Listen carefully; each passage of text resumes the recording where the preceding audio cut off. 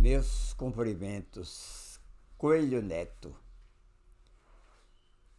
Nome completo: Henrique Maximiano Coelho Neto. Nasceu em Caxias em 21 de fevereiro de 1864. Filho do português Antônio da Fonseca Coelho com a indígena Ana Silvestre Coelho, que se mudaram do Maranhão para o Rio de Janeiro quando o filho contava apenas 6 anos de idade.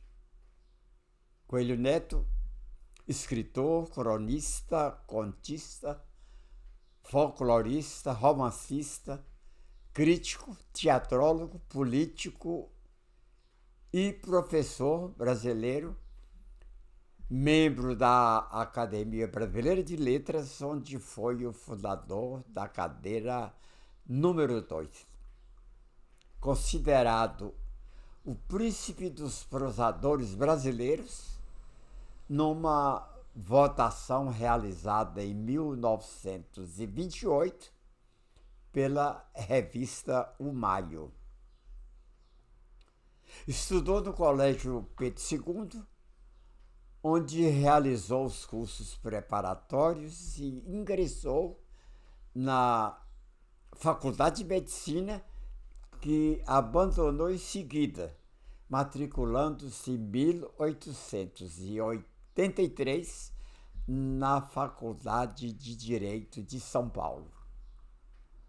No curso jurídico, Coelho Neto expande suas revoltas, logo se envolvendo no movimento de alunos contra um professor e, para evitar represálias, transfere-se para a Faculdade de Direito do Recife e ali conclui o primeiro ano, tendo por principal mestre Tobias Barreto.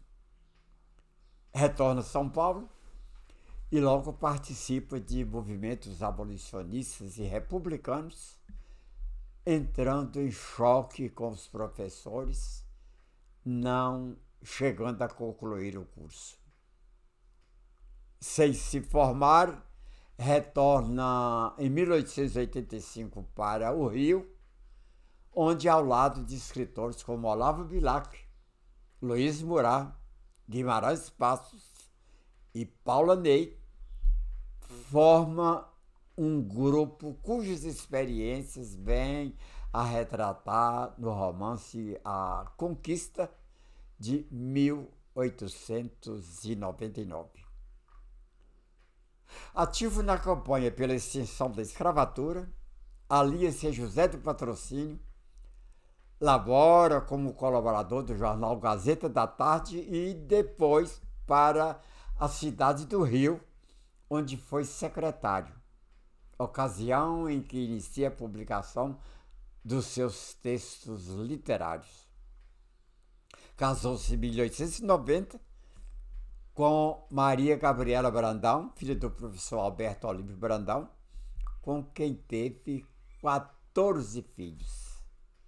Neste mesmo ano, é nomeado secretário do governo do Estado e, em 1891, ocupa a direção dos negócios do Estado. Em 1892, é nomeado para o magistério de História da Arte da Escola Nacional de Belas Artes. Depois, leciona literatura no Colégio Pedro II.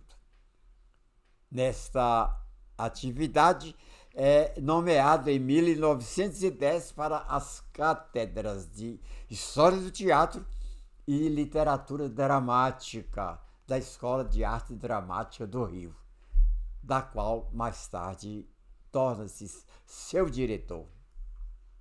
Na política, tornou-se deputado federal pelo Estado do Natal em 1909, reeleito em 1917. Ocupou ainda diversos cargos e integrou diversas instituições culturais. Em 1923, converteu-se à doutrina espírita, proferindo um discurso do Salão da Guarda Velha do Rio de Janeiro sob a adesão sobre a matéria. O Jornal do Brasil publicou entrevista com ele, 7 de junho de 1923. Anteriormente, intransigente adversário do espiritismo, e que a ele se converteu após ter participado na extensão do seu escritório de uma conversa ao telefone entre sua neta falecida em tenra idade e a mãe dela. 7 de junho de 1923, foi agraciado com o grau de comendador da Ordem Militar de Santiago da Espada, de Portugal.